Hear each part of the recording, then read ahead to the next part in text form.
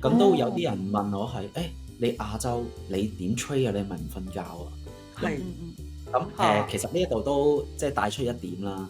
投資咧或者交易咧就唔係鬥勤力嘅。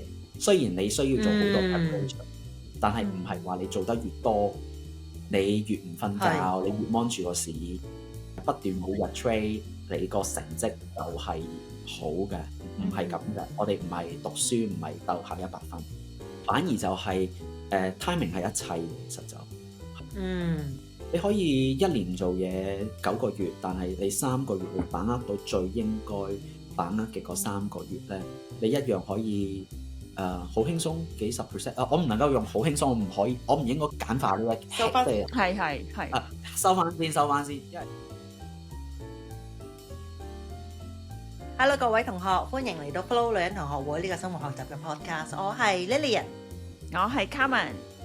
我哋上一集咧咪訪問咗 YouTuber 投資達人 J Lo 嘅。咁其實咧上一集咧我係介紹漏咗嘅，因為咧佢有一個咧係好為香港爭光嘅一個最近一個戰績啊，就係 US Investing Championship 喺個榜首度。咁呢個係咩嚟嘅咧？係一個全球嘅一個投資嘅比賽。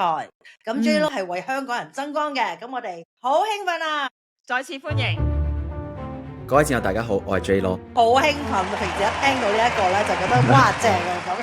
作為咧呢個 US Investing Championship 嘅榜首咧，你有咩睇法？有冇好緊張？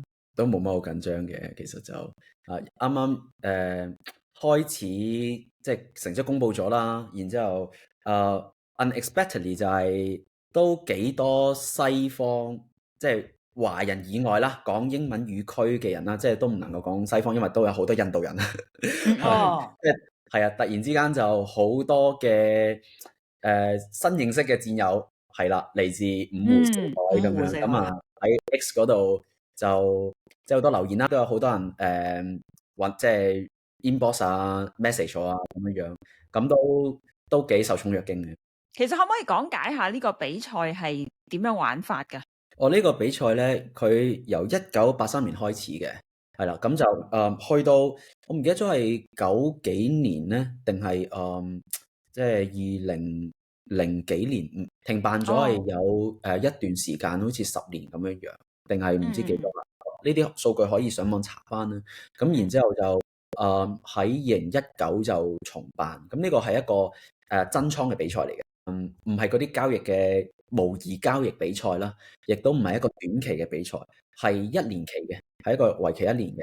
咁你一開始嘅時候咧，你係需要指定一個戶口，即係冇得話你報咗，然之後你去到最後你求其攞個戶口嘅成績單出嚟俾嗰個主辦方，咁唔得嘅。要一開始嘅時候指定咗，因為佢可能驚你有10個戶口，然之後揀一個最好嘅戶口成績出嚟，咁唔得嘅。你一開始你要指定咗你嘅戶口嘅 number， 由你進入嗰日咁就開始就 track 你嘅成績咯。嗰個評審咧就係叫 Norman 啦，係一個數學教授嚟嘅，都幾出名嘅一個數學教授。咁啊教過 Stanford 啊，仲有唔記得邊間啦，你可能喺 Wikipedia 都可以 search 到佢。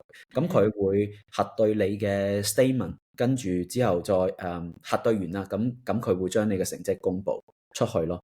咁就有2個組別嘅，一個組別咧就係你個賬戶嘅資產淨值係100萬美元以上，係啦，咁就係叫做Money Manager Verified Rating MMVR。另外一個就係2萬美元以上，但係就未夠100萬美元啦，咁係另一個組別。咁而呢2個組別裏邊，亦都會再分2個組別嘅。如果你有交易過期貨啦，即係 option 啦、期權期貨嘅話咧，你就會去咗另外一個 category。咁如果你淨係股票嘅，咁就係即係純股票 division 咁樣樣咯。哇，好厲害啊！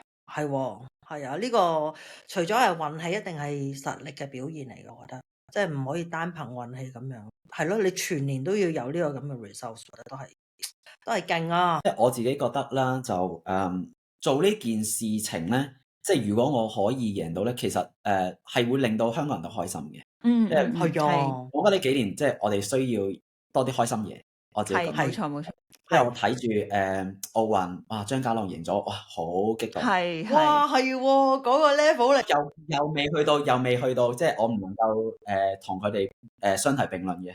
香港啲運動員即係奧運唔同界別，唔同界別，完全唔同啦，係當然啦，即係係但係你睇住即係代表香港嘅，即係有一啲人可以代表到香港，然之後等個世界知道呢個香港人嚟嘅，即係係一件大家開心嘅嘢咯。係啊係啊，冇錯冇唔錯，會唔開心咯，我覺得係呢件事啊，係咪啊會超開心啊！我想問咧，呢一個比賽咧，你如果跟你嗰個即係頭先你講緊你之前嘅程序同埋計劃咧，你鋪排咗幾多年先參加呢個比賽？定今次係第一次，定係之前都已經有參加過？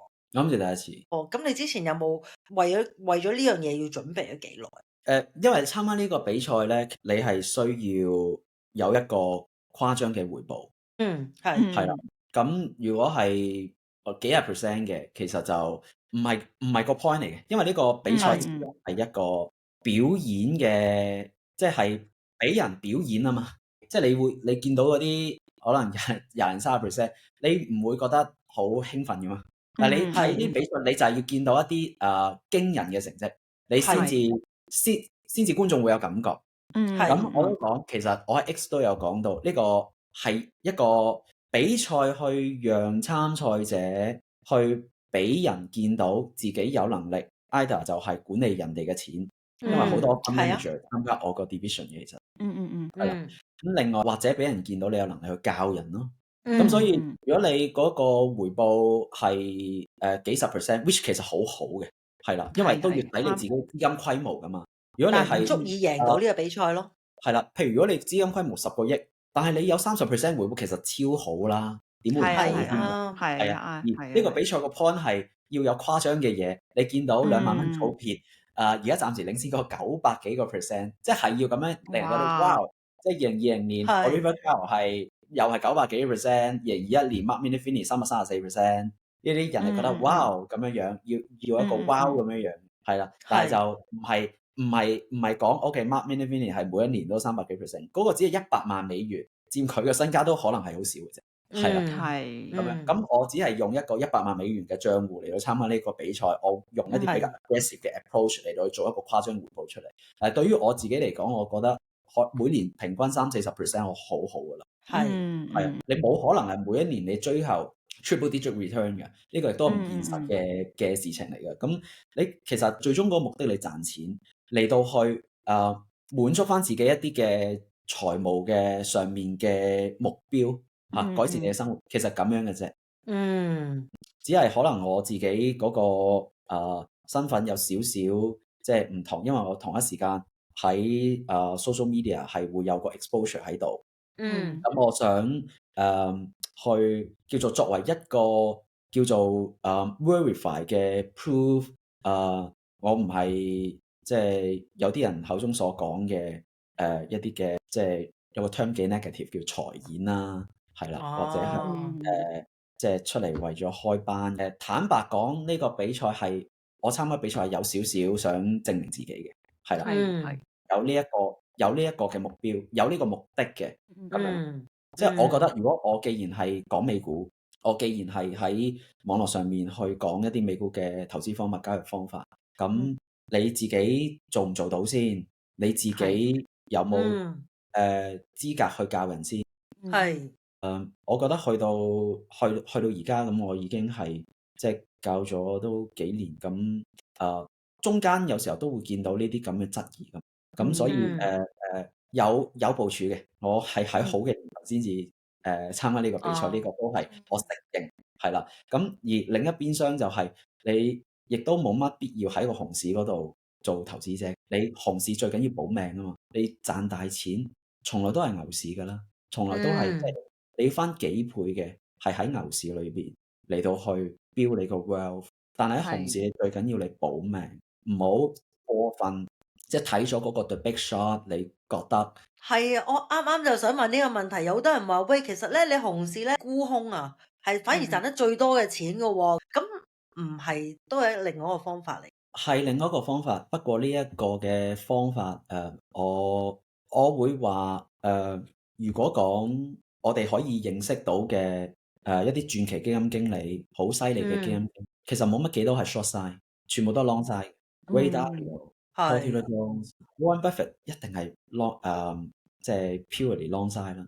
係 Peter Lynch，其實呢啲我哋認識嘅一啲好勁嘅基金經理，其實咧熊市佢哋可以做到跌得少過大市，盡量輸少啲，已經係 good job 㗎啦。嗯上一集講啦，就係頭先係個數學遊戲嘛。係你做沽空，你有冇計過你最多賺幾多錢？你要好大槓桿先至可以做到100%，因為嗯即係嘢跌99%，你都係賺99%㗎咋。而你有係冇諗過，當一路跌嘅時候咧，其實咧你係會越嚟越賺得越嚟越少，你冇 compounding effect 嘅喎。你只有升先至會有 compound 嘅作用，係你先至係可以係發揮最大嘅數學優勢。但係你 let's say 隻股票跌咗50%，你好似話賺咗50%啦，但係係啊跟住佢再跌咧，事實上你係越賺越少，越賺越少，越賺越少㗎。除非你不斷加翻大落去啦。嗱，可能有啲人未必明條數點計。OK，我攞我嘅回報就好簡單。當我去到200% 回報嘅時候，我200% 去300%，其實我嘅帳戶只係 growth 50% 嘅啫，我就已經由200% 去到300%。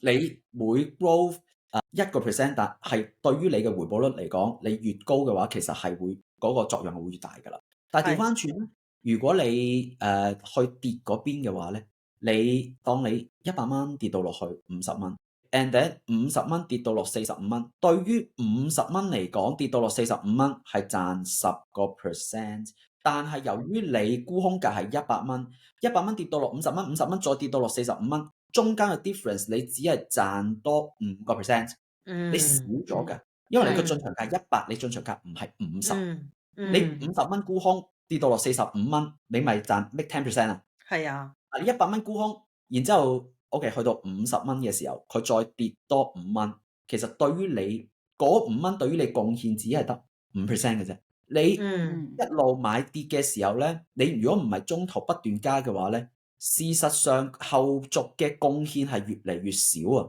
即係 diminishing return 係嘛？唔知可唔可以咁叫啦？係啦，即係其實係你個分子定分母一時間撈唔到，即係總之你其中一邊係如果你係sell side 嘅話，你係會越嚟越少。所以其實你下方係喺個數學定義上面嚟講咧，你買跌嘅話咧，你個獲利係 limit 咗，但係你嘅風險係無限嘅喎。其實係當然你會 manage 你嘅 risk，但係理論上風險無限啊。而你買升嘅話，你風險係有限啊。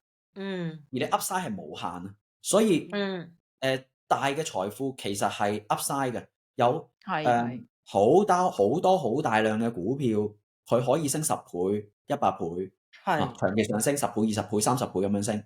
而你長期做沽空嘅話，你最多你就係追求 short term 沽空，佢跌10%，你 make 咗之後，你不斷再 make，其實係一種嘅叫做係短線嘅交易，係啦。Mark Minervini 都講佢99% 嘅 wealth 係 make by long side，唔係short side 咯。咁所以其實呢個都係一個數學遊戲啦，就係喺市況不利嘅時候，熊市啦、跌市啦、股災嘅時候啦，你嘅目標其實係輸得越少越好，然後你喺一個市場喺一個低位嘅時候捕捉去發掘到辨識到邊啲股票係強勢，然之後你喺股災熊市發生咗一段時間甚至尾聲嘅時候，你去揾出呢啲嘅強勢領導股，你一個好低嘅位置買佢。你睇 Nvidia 就算咁大隻嘅股票，佢喺2022年10月跟住個大市見底之後，去到而家升咗幾多？係咪？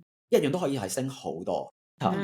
即係唔好講 Nvidia 先啦。Nvidia 係嗰支2023、2024大贏家，但係就算 Meta 都好，一啲好大嘅股票，即係 Facebook，佢都可以升咗幾倍嘅，唔知5倍定6倍。OK，Netflix 都係升咗幾倍。咁你喺呢啲嘅時候去倍化你嘅資產咧，先至係最容易最 make sense 咯。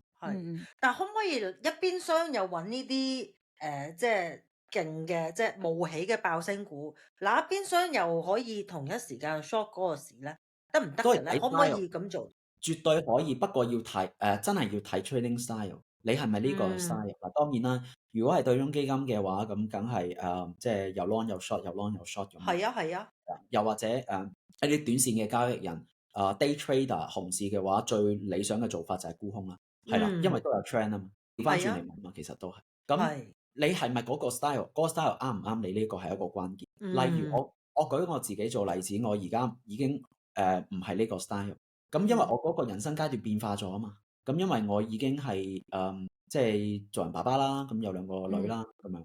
咁同埋嗰個wealth 都飆到一定嘅 certain level， 係啦。咁我呢個時候我係要問自己，我係唔係需要去做 short side 咧？active 去做 short side 咧，或者係個市跌嘅時候做 short side 咧，還是我會選擇喺跌市嘅時候我係等機會做 long side？咁邊個適合我啲？邊個會簡單啲？邊個會容易啲賺錢？邊個我投入嘅時間會比較少？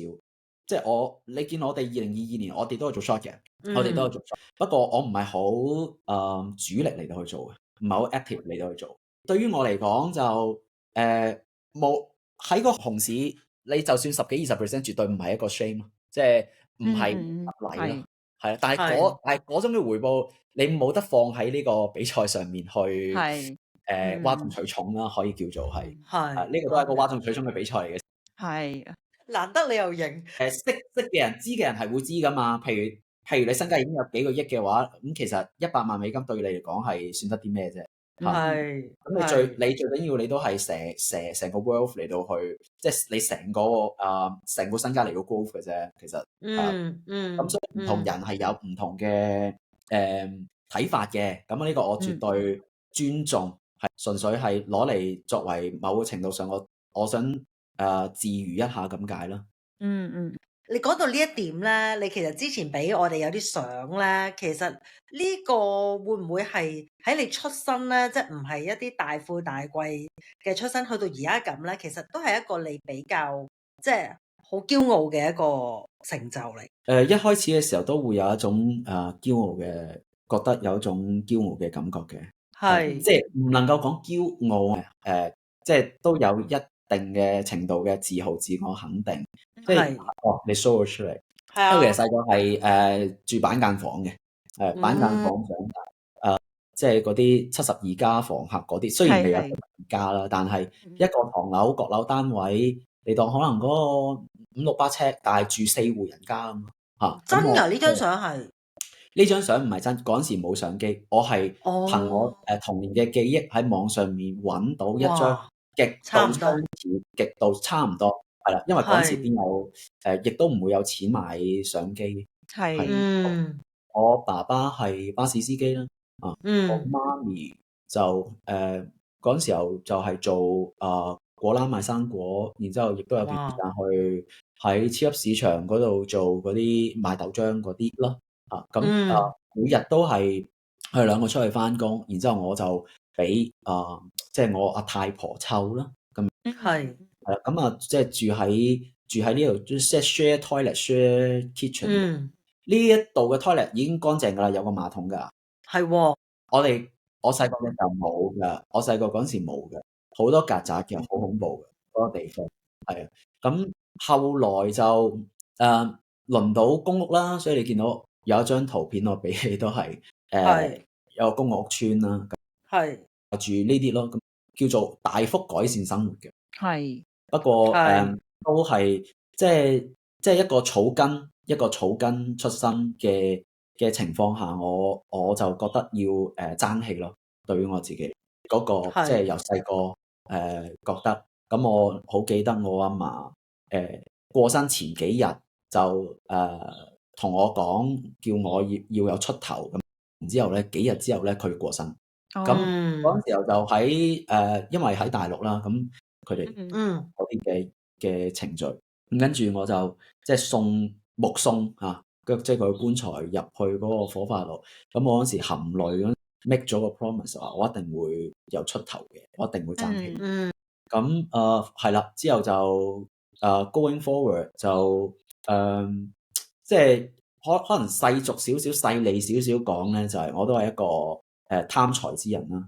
所以我就要揾一啲最容易賺錢嘅嘢，係啦。咁最後就係金融市場，係即係因為我亦都見到一路大嘅時候，見到爸爸媽媽喺股票上面係不斷輸錢，然之後亦都見到佢哋因為錢成日都鬧交咁樣，即係我阿媽就話佢阿爸攞咗啲錢去炒股票，結果輸咗咁樣，成日都係咁樣樣。但係我阿爸又不斷買嘅喎，會係啦，不斷輸又不斷買。而長大之後，其實我明白嘅，因為佢始終擔住頭家。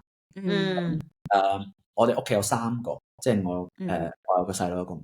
咁佢其實都係想賺多啲錢去俾我哋有好啲嘅生活同埋供書教學咧。So far我大學嘅嗰幾年嘅學費，我唔使借 grant 咯，都係佢即係咯，即係都繼續供我去讀書咯。係啦，咁之後到我阿爸畢咗業出嚟之後，就跟住佢開始退休咁樣啦。咁所以之後去到我細佬啊嗰啲咧，就個擔子去翻我嗰度啦。我都有 contribute 到佢哋啲學費啊咁樣樣，即係都需要啦。但係 anyway 嗰啲都係家事啦。咁人哋而家去到而家有個即係叫做 decent 嘅生活，咁佢哋退咗休，我可以令到佢哋係即係退休叫做可以話安享晚年啦。咁你話係咪有嗰種嘅自豪咧？都或多或少都會有嘅，我都會有時候都會怕自己覺得其實 OK 㗎啦 ，OK。Well done 啊 ，good job 啊，交到貨㗎啦，交到貨又得啦。勤力啦，其實都係要靠呢幾樣嘢先至行到今日，係喎，所以好勁喎。咁都唔能夠排除運氣嘅，都係，都啱，其實都係翻返嚟。因為有句説話啊嘛，一命二運三風水啊嘛，4積陰德5會。嚇！我唔記得，我就係識頭嗰3樣嘅。係咩？係我最後其實係，因為第一你都好講你嗰個出生地喺邊度，即係如果我係出生喺北韓就唔使講後邊嘅啦，其實都已經係啱。係啊，咁都 luckily 係喺一個雖然唔係什麼富貴嘅家庭出生，但係至少咧起碼我屋企啦阿爸阿媽啦雖然教育方式未必係好好啦，但係佢都係全心全意咁樣去養大我哋啦，咁亦都俾咗好多嘅自由度同埋空間我哋去發揮嘅。好多時候你都係回望翻過去嘅時候，你就發啲嘢咁樣發生咧，好似真係有啲嘅鋪排嘅喎，其實係咩意思咧？即係點講咧？譬如啦，我而家都叫做係做緊一啲嘅投資教育方面嘅嘢，亦都係會吻合翻咧，就係其實我係讀教育出身嘅喎，我係有呢個嘅 passion 喺度喎，即係啦，即係對於啟發別人啦、啟發他人啊、幫助他人啊，有啲嘢係教出去、分享出去咧，其實呢個係一個 passion 嚟嘅喎。咁而之前所讀嘅嘢、所學嘅嘢我曾經有段時間諗過做補習社啊、開補習社啊、補習天王所謂嗰啲啦，係啦，因為揾得多錢啊嘛。係啦，但係其實而家都係嚟嘅喎，而家都係補習天王嚟嘅喎，不過唔係幫中學生補習咁解。係冇錯。咁以前教書嘅一啲嘅經驗係有幫到手嘅呢個。係啊，因為睇過咁多人講點樣投資咧，其實係你係嗰個講法係好容易明嘅，係我覺得Carmen Suen可以，我呢啲由零開始，永遠不太遲。係，即係如果贏第一或者係唔係贏第一咧，你係咪已經有埋計劃咧？點樣去celebrate 噶啦？即係如果跟你嗰個程序。跟你嘅參賽程序有冇係咪所有嘢都 plan 晒㗎？其實會有 plan， 不過又冇話你話 plan 得太過乜嘢。呢個都 one of 一個 bucket list 啦，即係叫做成就解鎖啦。咁樣嚇，咁即係我希望咧就係呢個嘅 result 咧，可以係啟發到一啲香港又有啲華人啦嘅交易人。其實我哋就算係out of 美國本土，但係其實一樣都可以 trade，一樣係可以做到有成績出嚟嘅。咁我希望其實即係呢啲嘅 record 啊，或者係比賽成績咧。咁喺嗰個意義嚟講，我覺得係可以做到有承先啟後已經好好嘅，因為我都係見到 Mark Minervini，哇！嗰年做到330幾%，係佢做到嘅喎，有人做到嘅喎。雖然呢一個 result 係100萬組別過去都冇，佢 break record 嘅時候，即係我都問翻 Norman 啦咁佢其實 break record 嘅時候，其實已經係將嗰個 record 係推前好多。係，即係你諗翻1980幾年嘅時候，100萬美金係一個幾大嘅數字。係啊，真係當年係更難做300% 嘅，有100% 好犀利㗎啦，已經30年前100萬美金啊！但係嗰年係咪一個超級牛市嗰年嚟㗎？佢贏嗰年，但佢首先97係贏155%，係97年都係牛市嚟嘅，2021都係牛市啦，都係牛市啦。不過我哋唔能夠講話因為牛市先贏到啫，因為牛市都好多人輸錢，或者牛市好多人都做唔到。啱。係啦，所以其實佢真係好犀利嘅，有個承先啟後，亦都啟發到後邊嘅人。OK， 呢一個係 achievable 嘅，即係你唔好講300幾%先。你如果連300% 都 achieve 到，30% 唔 achieve 到咧，一定得啦，其實係。咁一定唔難先。我想解釋俾 Carmen 聽，點解喺香港贏呢個獎咧係咁勁？因為咧，其實因為美股嘅操作咧，其實係香港嘅半嘢嚟嘅。如果你認真跟個市咧，其實你代表你晚晚都冇得瞓。咁但係如果你喺香港去做嘅時候咧，其實係要打破呢個時差嘅界別啊，即係啦。咁明，你可以選擇瞓或者選擇唔瞓，但係 either way 你要贏。即係要攞好嘅回報都係難咯，我覺得。咁所以呢個我係覺得係打破，唔係淨係嗰個戰績嗰個問題，而係打破咗一個 physical 嘅界限啊。係。我呢個問題都有好多參賽者 inbox 我，因為即係大家都睇到嗰個 result 之後，咁啲人就揾到我啦。包括今年有好多一齊參賽嘅，咁都有啲人問我係你亞洲點？即係你點 trade 啊？你係咪唔瞓覺啊？亦都有一個咧，佢話自己都好擔心，因為佢嚟緊咧公司咧，佢係要調去上海咁樣樣。佢之後其實呢一度都即係帶出一點啦。投資咧或者交易咧就唔係鬥勤力嘅。雖然你需要做好多 preparation，但係唔係話你做得越多，你越唔瞓覺，你越 mon 住個市不斷每日 trade，你個成績就係好嘅。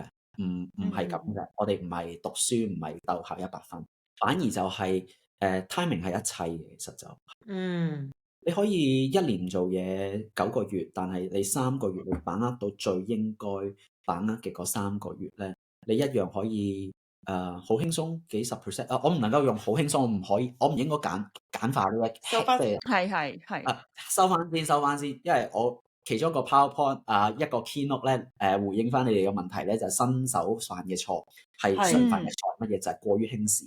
咁其實我上一集都講啦，最緊要係你知道咩機會唔啱自己，咩機會啱自己，呢個其中一個關鍵。咁你排走晒唔啱自己嘅機會，喺最唔應該做嘢嘅時候你乜都唔做，喺最應該做嘢嘅時候你參與，其實就係嗰個關鍵所在，因為你係喺一個風口上面，係成個市係推住你行，你係容易好多嘅，其實係好過你喺一啲好唔啱做嘅市況，然之後你過於 aggressive。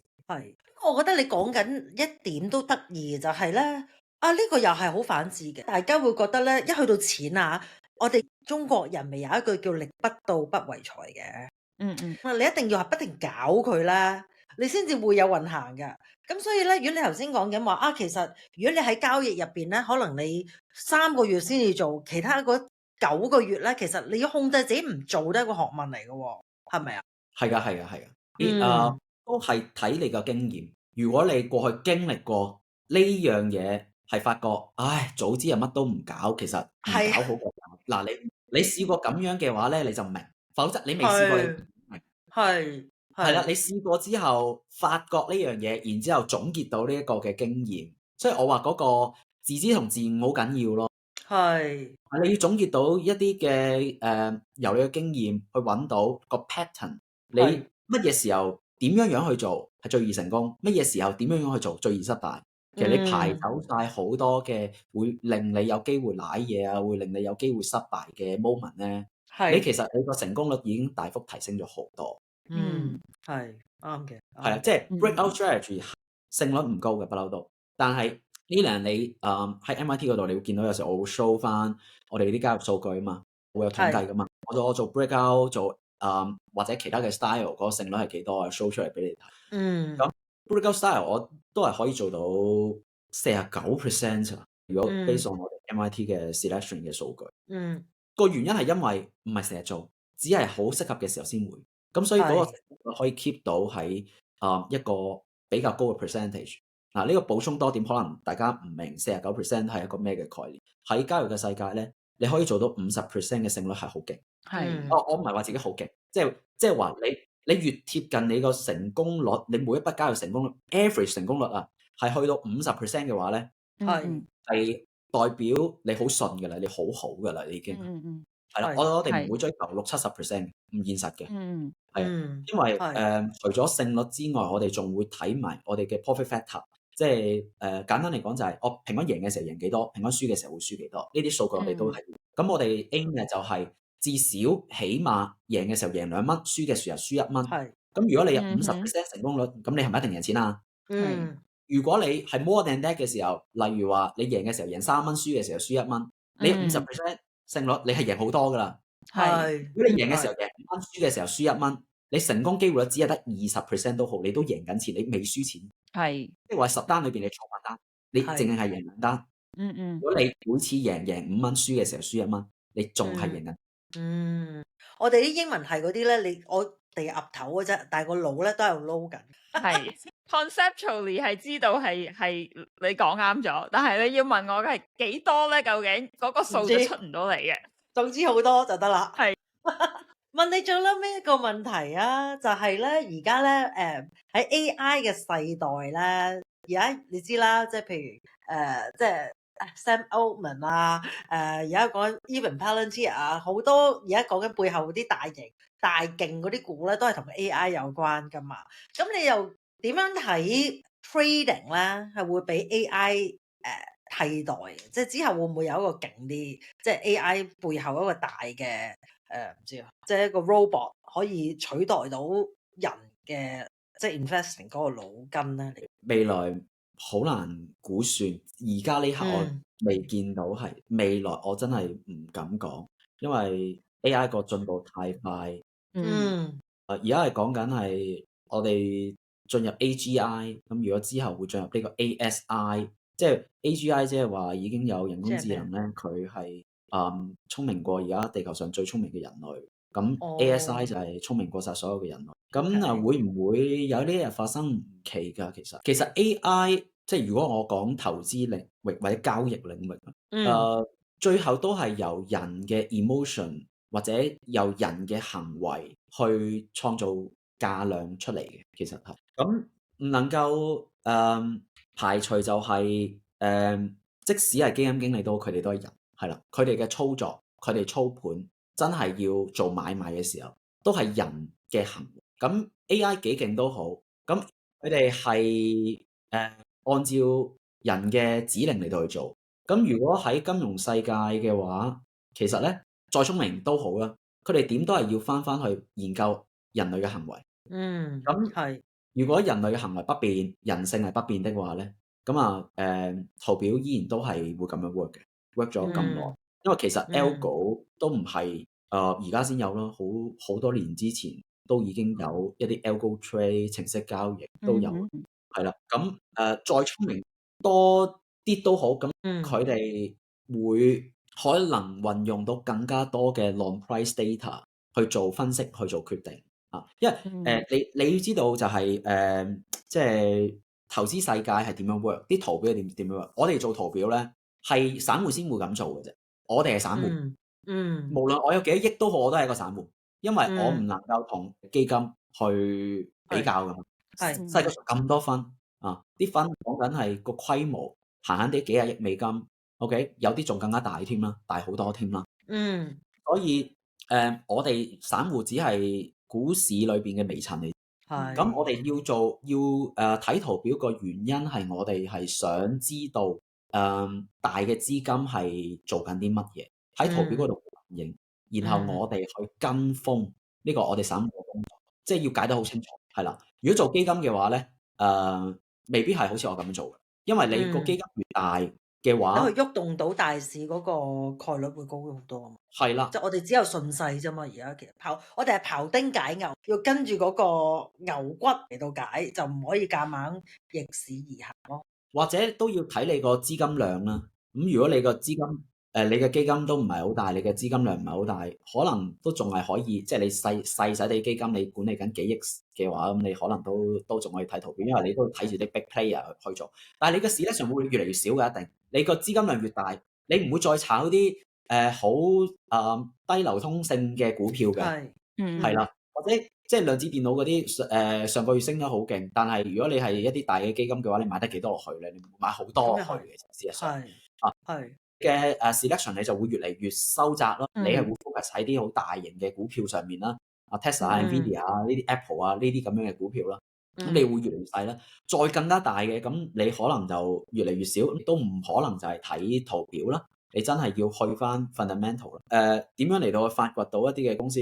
可能未來嘅 AI 就可以幫到呢啲嘅大型嘅基金，可能有多方面數據，呢啲唔再係圖表數據啦，係啦，係可能係由好多資料一啲經濟數據啊，甚至攞埋衛星嚟到去睇一啲嘅可能係貨物嘅流動啦。咁其實而家都做緊㗎啦，呢啲嘢都唔係咩新嘢，但係可能喺嗰個分析上面咧，會幫到啲基金經理係更加快、更加即係更加早咁樣去捕捉到一啲嘅機會。咁而如果我哋都只係作為跟風性質嘅話咧，其實我自己唔覺得 AI 真係會影響我哋好多，即係令到我哋而家嘅方法係完全失效。明白。因為始終我冇乜見過散戶係會用到，唔會用，冇可能用到 Palantir 啦，唔可能用到啲乜嘢嘅，即係而家所講什麼 AI 選股，其實係超baby 嘅 AI 嚟嘅啫。其實嗰啲只係一啲係啊，好用 AI 幫你分析下啲信號，咁嘅呢啲專業交易人未必會咁樣。不過如果你講緊 AI 咧，而家有個新興 job role 啊嘛，叫做 prompt manager，即係你點樣去寫個 prompt 俾個 AI 去 draw 啲 data，呢個先至係緊要嘛。即係你 data 咁多，你要識用先得㗎，大佬。即係其實你要識 draw 佢出嚟先至係上策咯。我聽過有個交易人有個投資者，美國咪成日有啲颶風，咁樣樣。超級大颱風啊，即係 tornado 係啦，嗰啲嘅颱風啦，嗰啲颶風啦，咁咧佢就會係即係預先咧就去評估嗰啲嘅風嘅形成，咁然之後去評估今次呢個風咧係會帶嚟幾多嘅損失，會帶嚟幾大嘅即係嗰個破壞。咁如果佢分析到個風好勁，咁佢咧就會部署一啲嘅一啲可能係建屋相關嘅嘢啊，OK，修葺相關嘅嘢啊，發動機嗰類嘅嘢啊。因為如果嗰個風嗰個破壞威力大，咁對於呢啲嘅嘢係對於呢啲股票咧，呢啲行業係受惠。咁而話而家啲分析師係要見到個真實數據先會行。咁所以呢啲就會佢可以預先，即係佢都有一啲 track record，就係用風暴嘅威力嚟到賺錢。所以我點解我之前講就係投資 style 真係有冇辦法數得盡。咁又係 AI 嘅進步可能咧就會更加多呢類型嘅嘢。係啦，即係捕捉啲新 emerging 嘅機會，做到啲 modeling 嘅。一般人唔會諗到去評估嗰個氣候，即係用評估氣候嚟到去做交易決定嘛。但係中間會有個 correlation 喺度嘛。係啊。係啦。咁如果 AI 越嚟越勁嘅時候咧，你可能係會揾到更加多呢啲嘅配搭，係啦，去幫助投資銀行去分析、大戶去分析咁樣樣。我覺得係呢一方面係會幫到手。咁而當佢哋做嘢嘅時候，其實我哋喺價量喺圖表裏邊，我哋會見到，然後我哋就順勢跟風。記住我哋散戶，我哋角色係散戶，唔係基金，係啦。所以點解我成日都話咧？我哋會睇基本面，我哋依然都會重視公司嘅，但係我哋一定作為散戶就一定會睇埋圖表，要得到圖表確定，我哋先至會 take action。因為如果圖表冇確定、冇確認啊，冇個價量嘅行為俾我哋見到啊，即係大戶都未入去，你急咩咧？係啱嘅。價格係要由大戶嚟去推動，要由 big player 要好大嘅資金去推動，佢先會急升噶嘛。係啦。咁我哋嘅資金量有幾多咧？唔多嘅。所以最撈尾都係要將 ego 放翻低啊！又係全部都係要客觀定事實啊，冇難得戚啊。我覺得咧呢兩集咧 J-Lo 係同我哋上咗呢個就係投資心態課啊，人生心態課啊，人生心態課啊。如果未能夠好好掌握自己控制自己嘅情緒咧，真係咩都搞唔掂。係啊，要獲益良自多律、自知、自悟啊！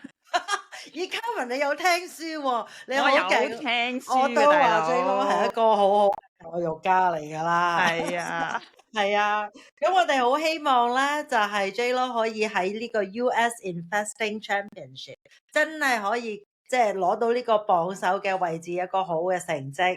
係啊，為自己作出一個好好嘅肯定，祝福萬遍啊！係啊，祝你成功。好，多謝。咁我哋多謝 J-Lo 嘅分享啦，再一次多謝你嘅時間啦。